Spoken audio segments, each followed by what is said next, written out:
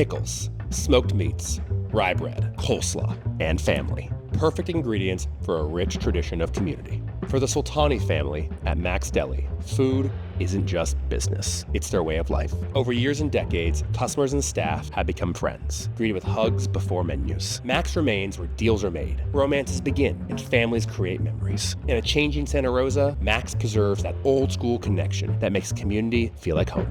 Taraj, Eric, thank you. Nice to meet you. so nice to meet you. Thank you for lunch. My pleasure. We're here at Max Deli in downtown Santa Rosa, Yes, and sir. I'm about to bite into. Actually, why don't you tell me what I'm about to bite into? So you're about to bite into pastrami, straight from Chicago. Basically a pastrami Reuben on rye with our special dressing that we've been making for 72 years. Oh wow! And our homemade coleslaw. Can I ask you about? Does the dressing have a? Is there a secret recipe that I'm not allowed to know? Or Yeah, there is. People have been trying to find out for a really long time. It's a typical Russian dressing, but it's got egg and pickle in it, and we've been told many times that it's the best, hopefully. wow. So.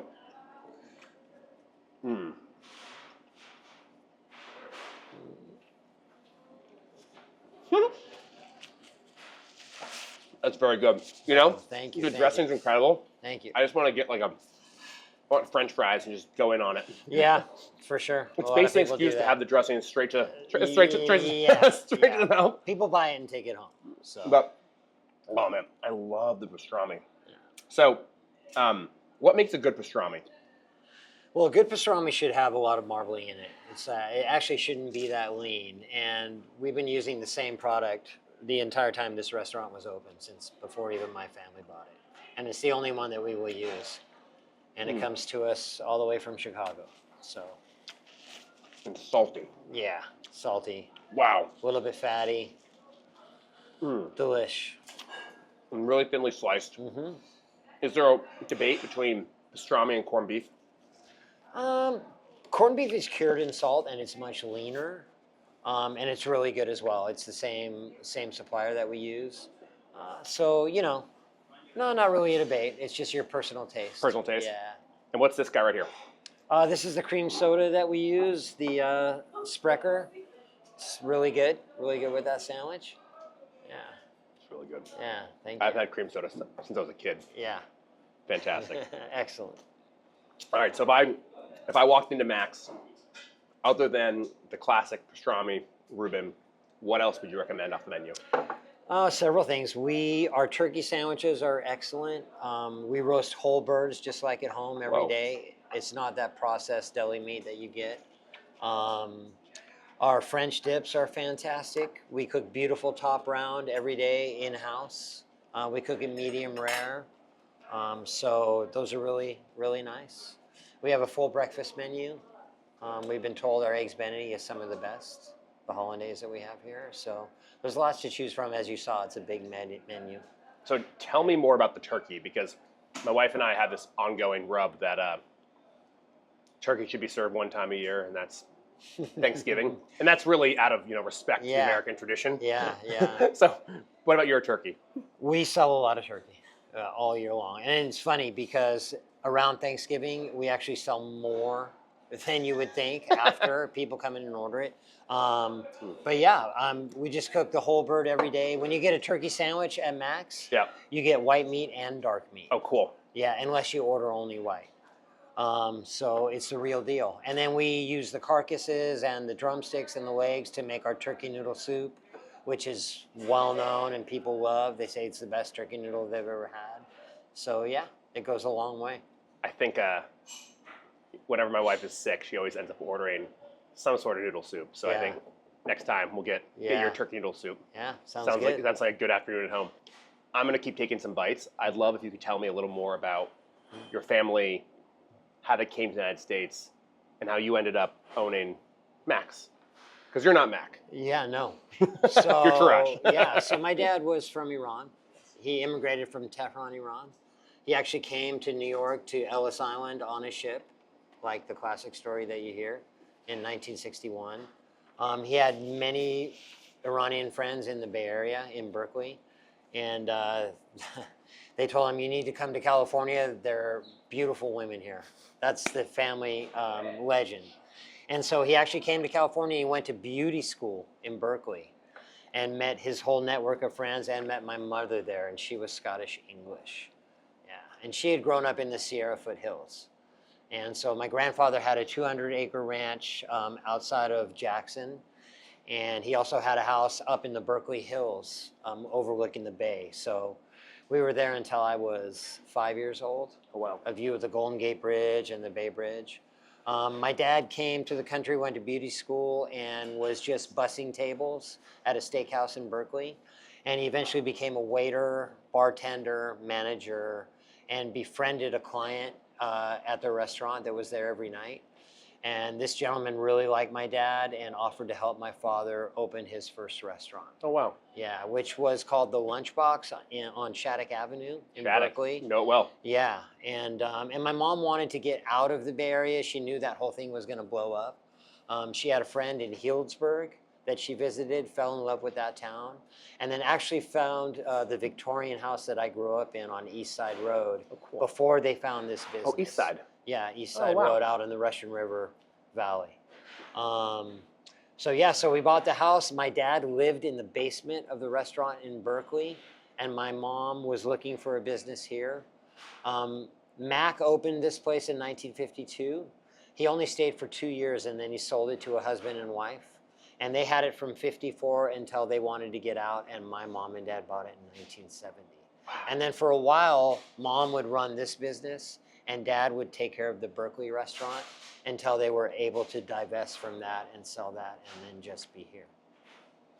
That's an amazing story. Yeah, it's a cool story. And so many different parts to highlight. I mean, let's start with beauty school. Did your father ever use the skills of a beautician? So he didn't, but it's funny. He maintained that beauty license. He renewed it every year. That's amazing. Up until his passing. Just as his backup? Up until his passing. Yeah, I don't know. So he could say that I'm a beautician, you know? That's incredible. So, yeah. And it's also amazing with your father, hearing that, someone saw him working and was like, let me give you an opportunity and help you start the restaurant. That's huge. And they were huge. They remained family friends. His name was Hank Burns, and he was a doctor in the Bay Area. Wow. And they would come up and see us, and we would go down and see them until he passed away. So what do you think it was about your father that drew Hank in? My dad was, if you know that Iranian culture at all, he was really personable. He was really a people person. He was the consummate host. I could never duplicate my father. And he was just very likable, and Hank just grew to like him and just know how genuine he was, and they formed this friendship, and my dad had the dreams to have his own business, and so this gentleman helped him make that happen. Yeah. It's incredible. Yeah. And you grew up basically on the Russian River. I did. So we found that beautiful, it was a 100-year-old house when we bought it in 1970. And it was on 1 acre. And so I grew up there. At that time, there was no wind. It was closer actually to Windsor than Healdsburg. Yep. If you know where River Park is on East Side 100%, Road, it's right. I've gone in there with my son in a tube. Yeah. So it's right near there. Yeah. So I went to the Windsor elementary schools, and then went to Healdsburg High School. The last year that I coached, actually, we were 31-3. Wow. But we lost. Our star player got hurt in the last game of the season, and we got eliminated in the first round of the playoffs. And it's a tragedy because it was one of the best teams that Hillsburg High's ever had. So it was unfortunate. I don't want to tell you how we lost. You wouldn't believe it. So yeah. And then I went to various coaching clinics. I went back to Bloomington, Indiana. Met Bobby Knight at the time, who was a famous college basketball coach. Know him well. Met Pete Newell. Thought that I was going to do that. I'm fortunate my dad bought this building, and thank goodness, in 1981. And at the time that I was at Sonoma State, he got a demand from the Sonoma County to do an earthquake retrofit, because this building was built in 1932. So the beams and the structure that you see was that remodel that we did. And I left school to help my father do that job. And then my dad and mom got divorced. Mom was no longer involved in the business. And my dad really needed help needed me, and I was good with that. So I kind of didn't go back to school and just did the restaurant with my father. But I was one of those kids who always talked while chewing, and despite everything in life, I'm still like a loud eater. Which I've been told is either endearing or disgusting, depending on your. I think it's endearing. Depending on your perspective. If the food's good, it's endearing. Yeah. And how did you and your wife meet? It was the fall of 1988. My wife had actually was going to Harding University, which is a Christian college in Arkansas. Okay. And her father had gone there, her brothers had gone there, so she was out there. And she wasn't happy. She left school and came back with her sister. And it was early September 88. And at that time, there was a restaurant behind us called The Good Earth, which is a chain. I don't know if you've ever heard about it. Yep. And her sister said, okay, I'm going to go apply at The Good Earth. Why don't you go to Max? And I was actually in the kitchen cooking that day. It was closing time. She came in, I'll never forget, she had a wool herringbone jacket on. Oh. She had striking blonde hair with an A-line haircut. And the lady that was working for us at the time brought her back to look at me through the kitchen, and we talked through the kitchen. And I said, you're going to have to come meet my father. And so she said, and I said, come back tomorrow. And she left, and I called my dad that night, and I said, you got to hire this girl. She was gorgeous. So that's how it happened. So, and he said, okay, but you can't date her. And so that lasted for about 3 weeks. And we had a really great, Santa Rosa was different at the time. There was nightlife. There was stuff for young people to do. There was a great nightclub. And she loved to dance, and she was out there a lot in the first 2-week period. And I was there a lot. And it just kind of happened, you know. I had come out of a long relationship, like 6-year girlfriend. I had my heart kind of broken. And then Lisa was really into me right away. And I was like, hey, I need some time. But after a while, I was like, what am I doing? What am I doing? Yeah. What am I doing? This is an amazing person. Yeah. So, it's an incredible story. That's how it happened, yeah. And you both still run the restaurant today? Yeah, we do. My dad passed early 2017. But I've been doing it since I had come back. You know, I've been doing everything for quite a while. And then my son went to UC Santa Cruz, has his own career. My daughter was at the junior college, wasn't happy. The pandemic kind of happened. That was a struggle.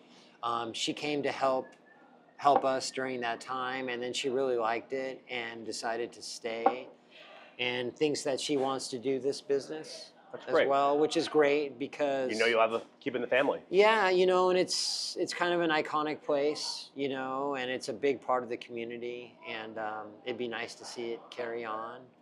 Although there are times that I think I'd love to just be a landlord and collect rent and not have to worry, but if my daughter wants to do it, I'm really happy about that. That's wonderful commitment. So, yeah. And you mentioned Santa Rosa was different. Mm-hmm. So tell me about that, how it's different now versus when when a couple decades ago. Yeah. And what about downtown? How's downtown doing? Downtown struggles a little bit. Downtown Santa Rosa, honestly. It doesn't do as well as some of our, and you might be familiar, Petaluma. Yep. Healdsburg, where I grew up, is like Carmel North now. Yep. Sonoma, Napa. And it's a shame because Santa Rosa really is like the hub and should be. It used to be 2 lanes on either side. There used to be cruising, like traditional that you remember from the movies. And the homeless problem has been an issue in Santa Rosa. And so there's a lot of vacancies currently, but we're hopeful that things will continue to improve. There's a few main businesses that kind of keep it going, and not fortunately, we're one of them, so it's a beautiful town. It's beautiful. City. It's a beautiful city. Yeah. The weather's amazing. Yeah. The downtown is historic. Yeah, it is. And it has such charm. It is, yeah. So with all that, what could, if you could snap your fingers and do something? Like, what would be helpful? Is it You know, regulation? Is it what's? no, you know what? Outside money would be nice, Yeah. like that you see in other cities. Like if some of these nicer storefronts would come in and would put the effort in, like you see in Sonoma or Hillsburg or even Sebastopol, if Yeah. you've been out west. Yep. I think it would do fine. And we're the whole downtown and the downtown committee is working on that and bringing in new investment and new people. And I'm hopeful that it will happen. But it's kind of a discussion that's been going on for 20 years or Right. so. So, yeah. Yeah, great people, great place, great weather, great food. Yeah. That I should- mean, that should be proximity proximity to wine. to everything. Yeah, 100%. The Bay Area, Yeah. San Francisco, the coast. Yeah, people forget we're less Yeah. than an hour from San Francisco. Yeah. It's an easy drive over the bridge. Yeah. And Lisa and I go down and have dinner at some of our favorite places. It's not difficult. Yeah. So. Let me ask you about the American dream. Mm-hmm. Do you think you've lived it? I do. I don't think the American dream is necessarily about money or success that way. I think it's more about building something with your own two hands, like my dad did. Yeah. And then kind of building a legacy that maybe you can leave to your family. And also being a part of a community, which we really are. We're fortunate that way. We have a lot of people that really care about this business and us, that kept it alive during the lean times, during the pandemic. During the fires of 2017, which were devastating to this area, we opened the restaurant up, even though we didn't operate normally, just so people had a place to go. Oh, wow. And we In, both, served. in the fires and the pandemic both? Or how did you? Yeah, during 2017, not long after, we put stuff out and let people know, hey, come get a cup of coffee, come visit your friends. My wife and I had been evacuated. Our family, we slept on the floor here. Wow. During the 2017 fire, sorry. So yeah, my dad came over to this country on a ship with literally nothing. He grew up very wealthy, and he was estranged from his father. And my grandfather got remarried, and in that country, the custom is the eldest son gets everything. Oh, wow. And he was told that everything was going to the new wife.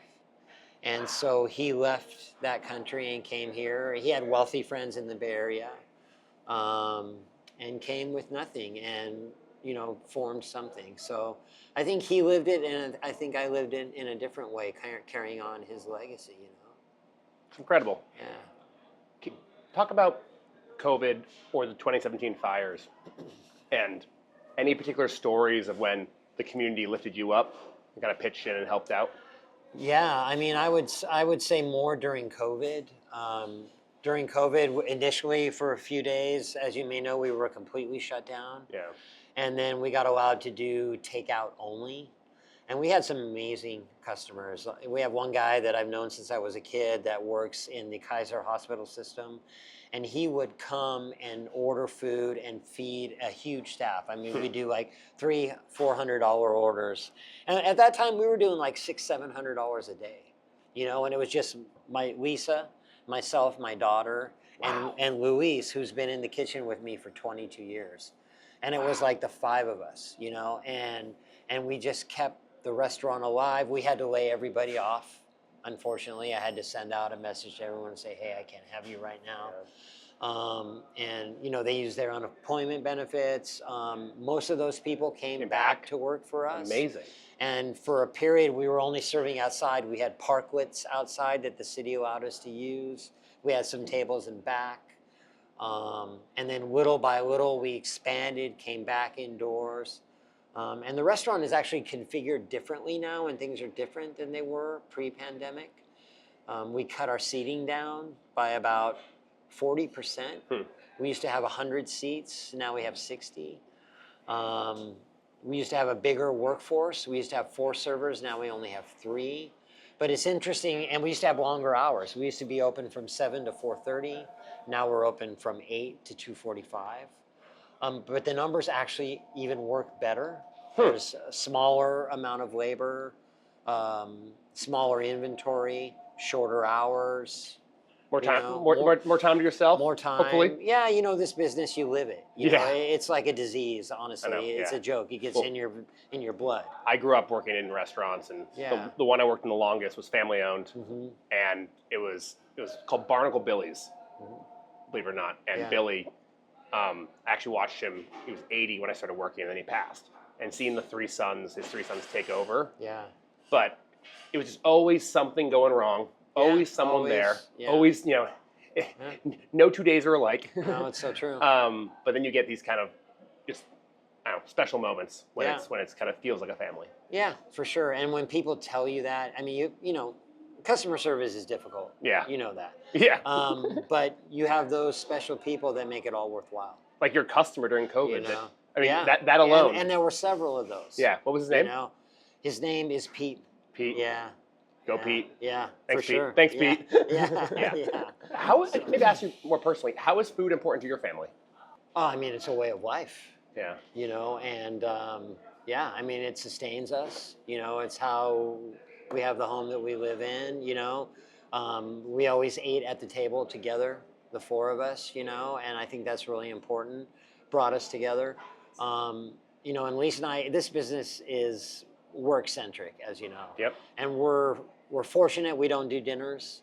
We're not open on Sunday. We would make a lot of money on Sunday. But you get the family time. But yeah, I mean, we already work 6 days a week, you know, and Lisa and I go out to dinner. We work hard all week. We go out to dinner every Saturday night together to our favorite places. So yeah, I mean, so. How long have you and Lisa been together? So she came in September of '88. So what is that? We've been together 36 years. 36 years. Thank Which, goodness. by the way, I think you have a good tip embedded in there, which is always have date night. Yeah. Date night Yeah. keeps relationships going. For sure, for sure. And she, you know, I said I'd come out of a long relationship. We didn't get married for 6 years. Yeah. So thank goodness she stuck around and believed in me. We got married in 1994. We just had our 30th anniversary last year. Congratulations. But we've been a couple committed to each other for 36 years. Well, so you're doing great things with food. Oh, thank you. Thank I you. also heard the menu hasn't changed. You had some additions, but the menu is pretty much the same. The menu is the same. Like Yeah. if you, it's funny, there are a couple of spots where there are numbers missing because we eliminated things and we're so used to it, we didn't like move everything down. Funny.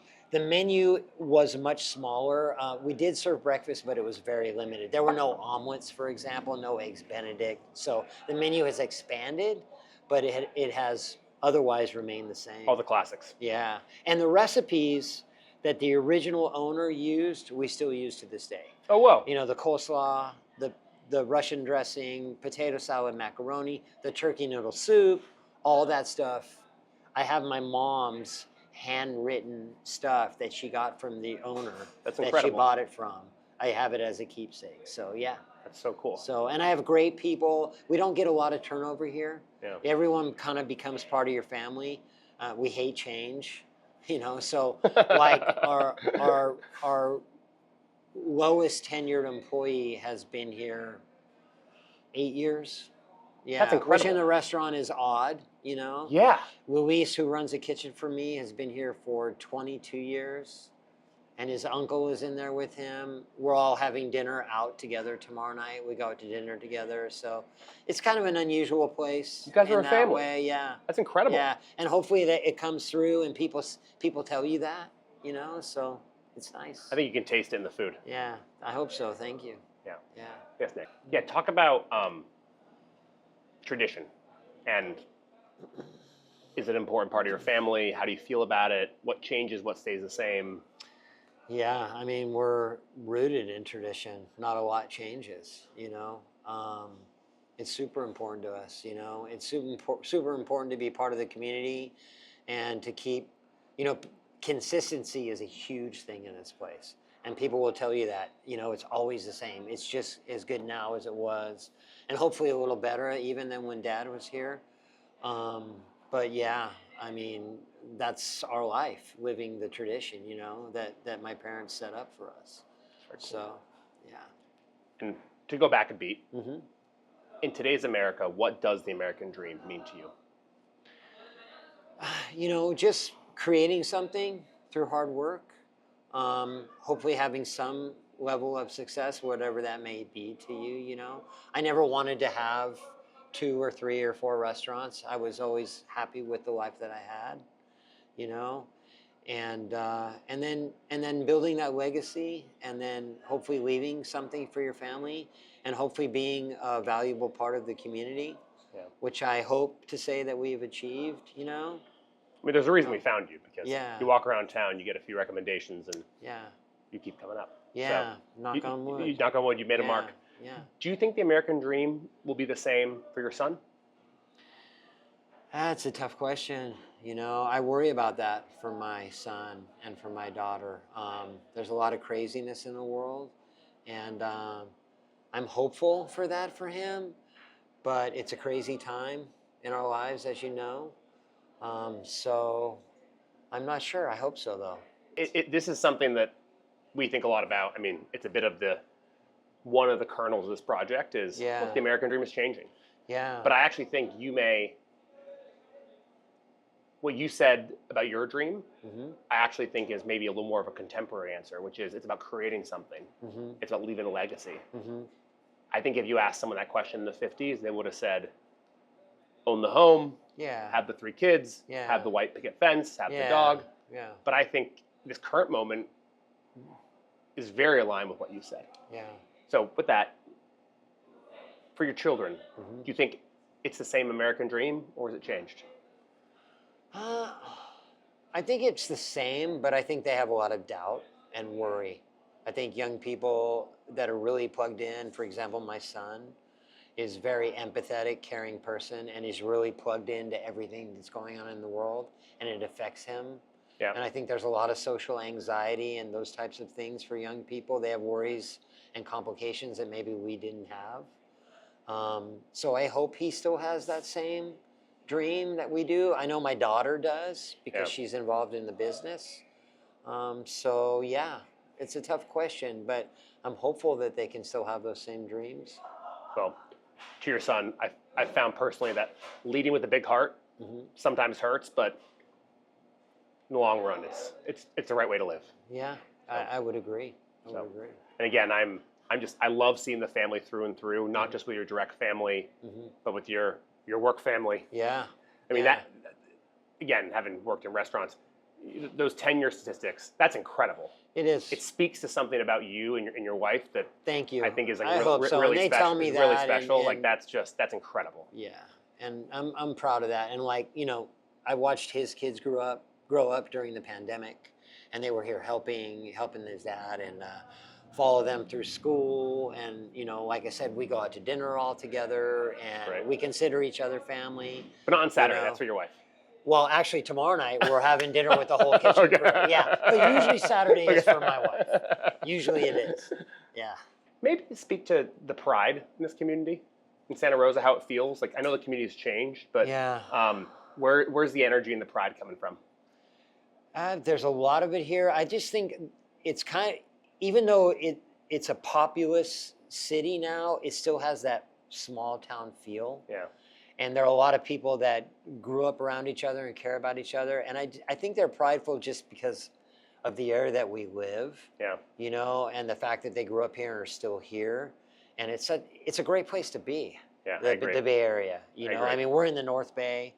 You know, my best friend is down in Los Gatos area now, went to San Jose State, never came back. But yeah, Sonoma County has that old school feel. They used to say it was a cow town, Right. you know, back in the day. But a lot of people that have been dairy farmers. When I grew up on East Side Road, it was all prunes and peaches. And as a kid, those got ripped out. Now and it's wine. Grapes came Yeah. in. Pretty good wine too. So yeah, it's a great place to be. You know, I've had travels in my life and have always been happy to come home.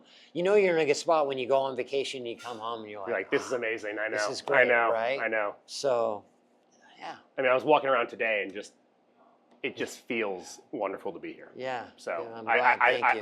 I think it's special, and Yeah. we capped it off with a good lunch. So Yeah, no, thank you.